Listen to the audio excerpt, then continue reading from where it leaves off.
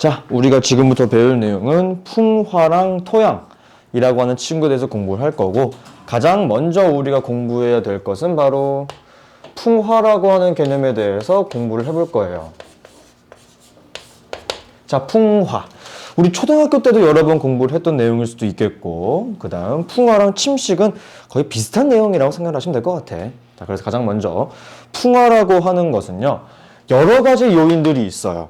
우선 첫 번째, 물에 의해서 풍화가 진행되기도 하고요. 그 다음 이제 바람, 그 다음 공기,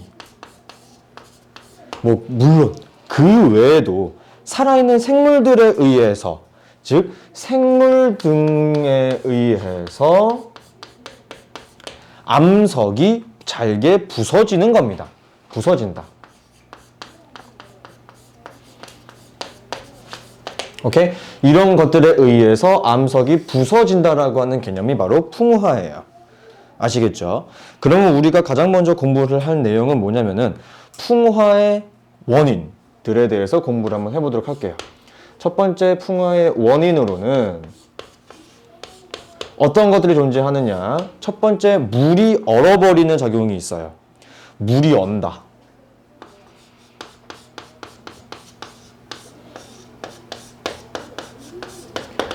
자, 그럼 물이 얼어버리는 것 때문에 도대체 왜 풍화가 발생하느냐? 즉, 암석이 부서지느냐? 첫 번째, 하나만 생각하시면 됩니다. 여러분, 물은요, 얼어버리게 되면 부피가 커져요. 즉, 첫 번째, 물이 언다라고 하는 것은 물이 얼음이 되면은, 얼음은 물보다 부피가 큽니다. 그러므로 인해서 암석의 틈에 물이 들어갔다가 얼어버려. 그러면은 부피가 점점 커지기 때문에 암석이 그 힘을 이기지 못하고 쩍 하고 갈라져 버리게 되겠지. 그치?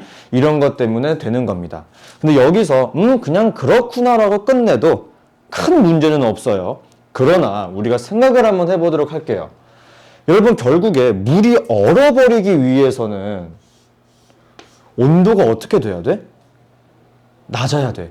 왜? 물이 얼기 위해서는 영하 0도 이하의 온도로 내려가야 될 거 아니니? 그치? 그러므로 이렇게 물이 얼어버리는 풍화가 일어나는 장소는 바로 추운 지방이어야 됩니다. 추운 지방. 근데 여러분, 그것도 웃긴 게요. 만약에 쌤, 그럼 추운 지방이면은 북극이나 남극도 이 현상이 발생하겠네요? 근데 또 웃긴 게 북극이랑 남극은 하루 종일 추워. 그치? 하루 종일 추워.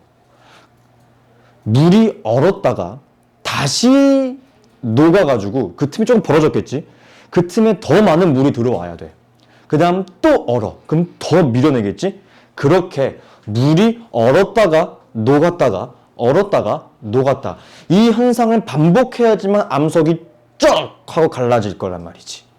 그러기 위해서는 무조건 추운 지방에서만 일어나기보다는 하루 동안의 온도의 차이가 크다라고 해서 일교차가 큰 지방에서 주로 일어납니다. 아시겠죠? 저거 하나 알아두셨으면 좋겠어요. 자, 두 번째 원인으로는 식물의 뿌리가 있어요. 식물의 뿌리. 식물의 뿌리. 즉, 식물의 뿌리가 암석을 파고들기도 하고 심지어 땅 속을 이동하기도 합니다. 대표적인 예시로는요, 우리 그냥 그 아스팔트로 된 도로 길거리를 걸어가다 보면은 한쪽에 가로수가 이렇게 심어져 있잖아. 근데 가로수가 뿌리를 막 이렇게 뻗어내면서 아스팔트가 이렇게 보도 블럭이 올라와 있는 경우가 있어요. 움푹 올라와 있는 경우가 결국 식물의 뿌리 때문이거든. 되게 신기한 영향이죠. 즉, 식물의 뿌리 때문에도 암석이 부서지기도 한다라는 겁니다. 오케이? 즉, 여기서는 식물의 뿌리의 성장에 의해서 일어나는 현상이다. 성장에 영향을 받는다. 됐죠? 자, 그 다음은 공기와 물의 화학작용이에요. 자, 여러분, 이거는 조금 복잡합니다. 화학작용이라고 나와 있죠.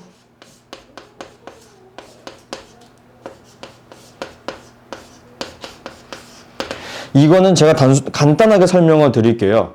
뭐냐면요. 여러분, 철이 녹슨다라고 하는 개념 아시죠? 철이 녹쓰는 거는 공기 중에 있는 산소, 우리가 숨 쉴 때 들이마시는 그 산소 있잖아? 산소와 결합을 해요. 첫 번째 개념, 산소와 결합을 한다 하는 개념이 있고요. 그럼 여러분 혹시 동굴 같은 거 가보면은 위에서 이렇게 약간 고드름처럼 막 내려오는 것도 있고요. 혹은 땅바닥에서 위로 올라오는 것들이 있어요. 우리가 그걸 종유석, 석순, 석주 이런 거라고 이야기를 하지. 그게 왜냐면은 암석이 물에 의해서 녹을 때도 있어. 즉 여기서 얘기하는 화학작용이라고 하는 것도 결국은 그겁니다. 아시겠죠? 즉 물에 의해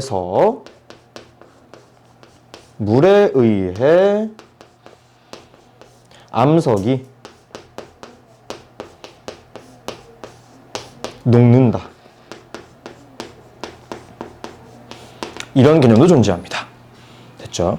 자, 그 다음은 마지막으로 압력의 변화예요. 총 4가지의 원인이 존재합니다. 4가지 압력의 변화.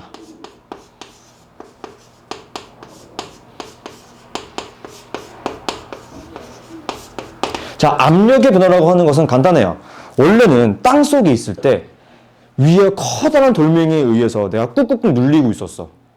근데 뭐 그 위에 있던 암석이 부서지고 작아지면서 누르는 힘이 작아져. 그럼 이렇게 되는 거야. 나는 원래 딱 손을 붙이고 있었어. 이렇게. 나 이렇게 누르고 있거든. 누르는 힘이 약해지면서 내가 손이 떨어지게 가능해. 그럼 이 떨어진 게 굴러 내려가겠죠. 이겁니다. 즉 암석을 누르고 있는 힘이 줄어들게 되면서 껍질이 벗겨지는 것처럼 느껴지는 거예요. 오케이. 그래서 압력 변화는 암석의 껍질이 떨어진다.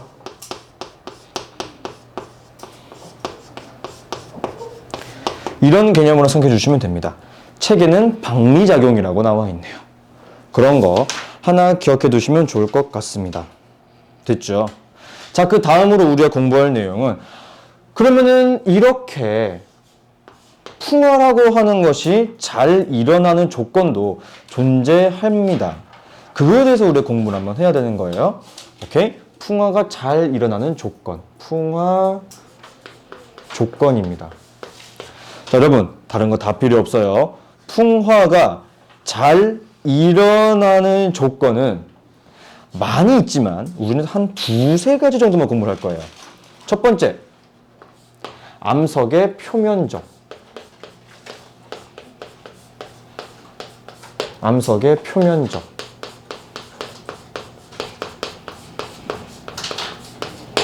자, 암석의 표면적이라고 하는 것은요, 공기, 물, 바람, 혹은 생물들, 이 여러 가지 친구들과 닿는 면적의 차이가 있는 거야. 예를 들어서 여러분, 쉽게 얘기해서 물에 의해서 암석이 녹을 건데 요만큼만 닿아요. 그럼 요만큼만 녹겠죠? 근데 만약에 물과 닿는 면적이 이렇게 넓어요. 그럼 이만큼이 녹아내리겠죠. 즉, 이 닿는 면적을 우리가 뭐라고 불러? 표면적이라고 부른다. 근데 그럼 자연 상태에서는 표면적이 어떻게 증가를 하게 되는 것이냐? 크기가 작아져야 돼. 단적인 예시가 여러분 얇은 책에 보시게 되면 나와 있어요. 26페이지 펴보게 되시면은 크기가 컸을 때랑 크기가 작았을 때랑 표면적의 크기가 엄청 달라지죠. 어마어마하게 달라졌죠? 이겁니다. 즉, 표면적의 차이다. 이렇게 얘기를 할게요. 암석의 표면적은 넓어져야 하는 건데 이럴 때 풍화가 잘 일어나게 되는데 그 조건이 무엇이다? 암석의 크기가 작아져야 되는 것이다. 암석의 크기는 작아져야 된다. 자, 여러분, 이게 중학교 2학년 때, 3학년 때 계속 나오는 얘기일 수도 있어요. 자, 이게 암석의 표면적이 아니고 그냥 단순하게 표면적이 넓어진다라고 하는 것은요, 무엇이 됐든 간에 크기는 작아져야 되는 겁니다. 여러분 이거는요. 여러분 중학교 다닐 동안 계속 나올 거예요. 뭐 세포의 표면적이라고 하는 것도 여기 등장할 수 있겠고 뭐 방금 배웠던 것처럼 암석처럼 자주 나오는 내용이기 때문에 하나 기억을 해줍시다. 됐죠? 결국 여러분 이 표면적이라고 하는 것 때문에 모든 게 설명이 돼요. 오케이, 됐죠? 그 다음은 두 번째 조건이 있는데 여러분 이거 한번 볼게요. 풍화를 유발시키는 원인 중에 총 4가지의 원인이 있지만 그 중에서 물이 온다 하나 있고요. 화학작용 중에서도 물이 있네요. 어때? 풍화를 유발시키는 요인 중에서 그나마 거의 대부분을 차지하고 있는 게 뭐예요? 물이죠. 아, 그러면은 풍화가 잘 일어나는 조건은 그 뭐라고 얘기할 수 있겠어? 물이 많다. 근데 물이 보통 어디 많이 있어? 강? 강은 흐르기만 하잖아? 하늘에서 내리는. 즉, 강수량이 많아야 합니다. 강수량이 많아야 한다. 이 2가지 조건을 정확하게 기억해 주셨으면 좋겠어요. 됐죠? 밑줄 꼭 쳐주시고 알아주셨으면 좋겠습니다. 여러분, 그 다음은 조금 조심스러워. 뭐가 조심스러우냐면은 여러분들이 지금 공부하고 있는 중학교 1학년 내용은 2015년 개정교육과정이라고 하는 내용이고요. 현 고3 언니 오빠들, 그분들은 2009년 공부개정교육과정으로 과학을 공부했던 학생들이에요. 근데 그때는 나와 있었던 게 지금은 삭제가 된 게 하나가 있어. 뭐냐면은, 그래서 공부할 필요가 없다라고 얘기하면은 할 말은 없으나 가끔 종종 시험 문제 나올 경우가 있습니다. 그거를 제가 1-1이라고 표시해놨죠. 구분이라고. 네, 제 얇은 책에는 표시를 해놨습니다. 뭐냐면요, 저도 똑같이 쓸게요. 1-1 구분이에요. 뭐냐면은 첫 번째 기계적 풍화의 작용입니다. 자, 천천히 한번 가볼게요. 기계적 풍화. 와, 쌤, 기계적 풍화 뭐가 좀 복잡하고 어려워 보여요. 전혀 어려운 거 없고요. 간단하게 설명하면 이겁니다. 단순하게 암석의 크기만 작아지는 경우를 우리는 기계적 풍화라고 이야기를 해요. 크기만 작아진다, 기계적 풍화다. 됐죠? 대표적인 예시로는 방금 우리가 뭘 배웠니?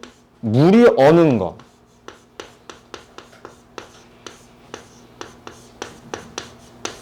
그 다음으로 뭐 배웠어? 압력 변화 같은 거. 그쵸? 압력 변화.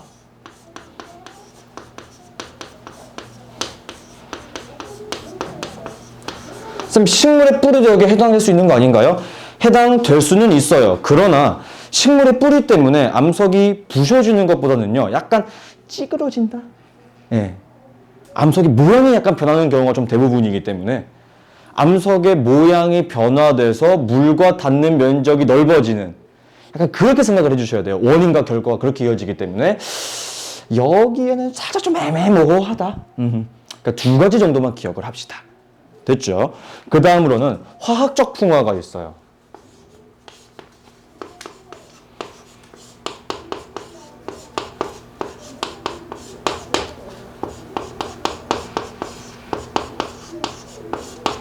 자, 화학적 풍화는 어떻게 생각을 하시면 되냐면요. 암석의 성질이 변화하는 거예요. 마치 변성함에 대한 내용과 약간 비슷한 개념이라고 볼 수 있겠죠. 그래서 화학적 풍화는 암석의 성질이 변화한다.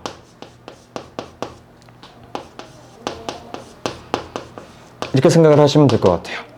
자, 그럼 우리가 지금까지 배웠던 내용 중에서 화학적 풍화랑 비교적 비슷했던 내용이 뭐냐면요. 제가 아까 칠판에 썼었던 화학작용이라고 하는 내용이 여기에 해당이 됩니다. 화학작용.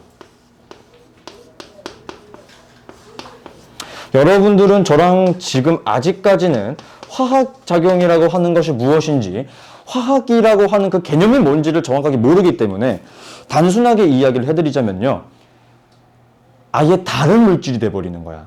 여러분, 철과 녹슨 철은 다른 물질이에요. 다른 거예요.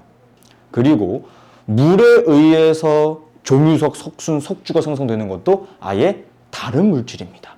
그렇기 때문에 화학작용이라고 한다면은 방금 제가 말씀드렸던 것처럼 물에 의해서 녹아내리는 거랑 그 다음은 산소에 의해서 성질이 바뀌는 것 두 가지가 있을 수 있겠죠. 그럼 보시면 아시겠지만 기계적 풍화랑 화학적 풍화에 공통적으로 포함되는 친구가 누구예요? 물이에요, 물. 아, 그래서 아까부터 계속 쌤이 강수량, 강수량 얘기하고 있는 게 이거구나. 이렇게 생각하시면 될 것 같아요. 됐죠? 자, 여기까지 공부하고 나면은 풍화에 대한 내용이 어느 정도는 마무리가 된 거고, 근데 내가 살짝 얘기했죠. 이렇게 풍화를 통해서 우리가 결국 공부하고자 하는 것은 뭐냐면요. 이게 궁금한 거야. 토양.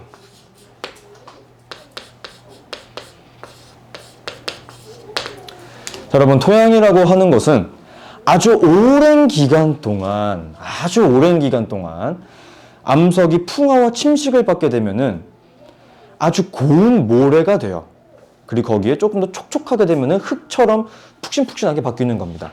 즉 여러분, 바닷가, 백사장 가보게 되면은 모래 알갱이가 어때? 굉장히 작잖아. 결국 그 모래 알갱이들이 무엇을 의미하는 겁니까? 풍화 침식의 최종 산물이구나. 이렇게 생각할 수 있는 거겠죠. 그렇죠? 즉 우리가 지금부터 배우고자 하는 저 토양도 결국에는 그겁니다.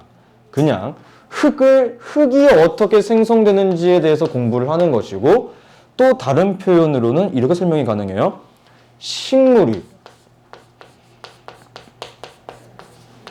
살 수 있는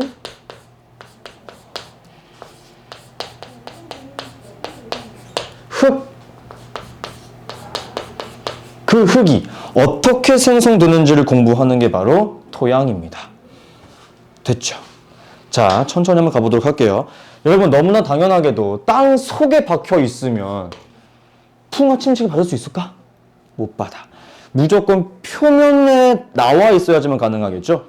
그러므로 토양의 생성 순서는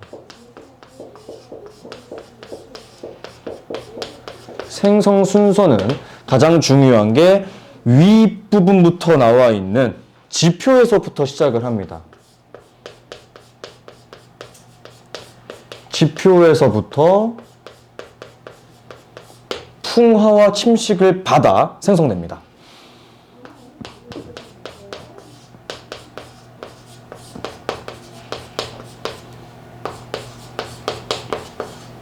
받아 생성된다.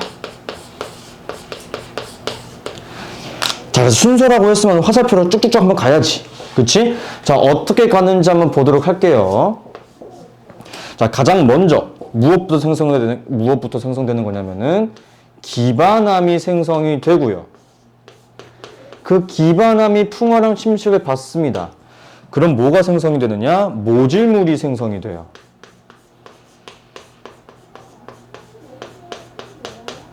이렇게 생성된 모질물이 또다시 풍화랑 침식을 받게 되면은 표토라고 하는 게 생성이 되고요. 가장 마지막으로 생성되는 것이 심토라고 하는 친구입니다. 오케이? 자, 여러분 순서 기억하셨죠? 순서 넣어둔 상태에서 그림으로 한번 표현을 해볼게. 조금 재밌어. 두 번째, 모식도. 자, 그림 보시면 나와 있죠? 순서가 살짝 이상해.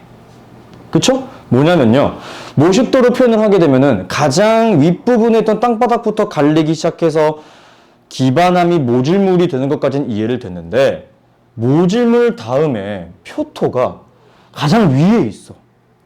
그 다음 심토가 그 아래쪽에 있죠. 그 이유가 뭐냐면요, 자, 이렇게 가장 윗부분이 이 친구가 풍화를 받아요. 그러면 얘가 이렇게 조금씩 이렇게 부셔지게 돼. 이 밑에는 아직까지는 모질물, 그 기반암이 존재하는 거고. 즉, 이렇게 조금 작아진 게 모질물. 아직 밑에 단단한 암석층이 기반암이야. 오케이? 그 다음 모질물이 완전 고운 흙으로 바뀌어요. 그럼 어떻게 되느냐? 얘가 그냥 흙처럼 바뀌게 됩니다. 이걸 흙이라고 표현할게요. 흙, 그리고 이만큼 네모하게 계속 있는 것들을 우리가 모질물, 그 아래는 그대로 기반함. 오케이? 아, 오케이. 쌤, 이 순서는 이해했어요. 왜? 가장 위에서부터 풍화 침식을 받을 거니까. 그쵸? 여기가 표토야. 그 다음 여기가 모질물이야.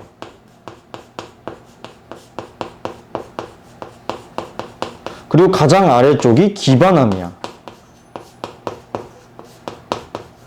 쌤, 그럼 쉼토는 언제 생성되나요? 자, 여러분. 순서가 지금 여기서 이렇게 왔다가 여기서 이렇게 왔죠. 그쵸? 이 쉼토라고 하는 것에 대해서 제가 설명을 살짝 한번 해볼 건데요. 자, 쉼토는 제가 왼쪽에 설명을 할게요. 가도록 하겠습니다. 자, 내가 쉼토를 따로 뺄게. 자, 여러분, 쉼토라고 하는 것은요, 사전적 정의에 대해서 살짝 이야기를 하게 되면은 의외로 간단합니다. 자, 비가 내리고 눈이 내리면서 표토에 물에 잘 녹는 친구들이 있겠죠. 그쵸? 그 성분들이 아래쪽에 쌓이는 겁니다. 아하, 됐죠? 그러므로 쉼토는 표토에서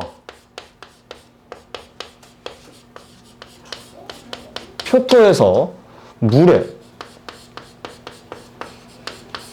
잘 녹는 성분들이 아래로 내려가서 쌓이는 겁니다. 쌓인다. 이 과정을 우리가 쉼토라고 이야기를 해요. 아, 그래서 생성 순서를 이야기하게 되었을 때 이렇게 표현할 수 있는 거예요.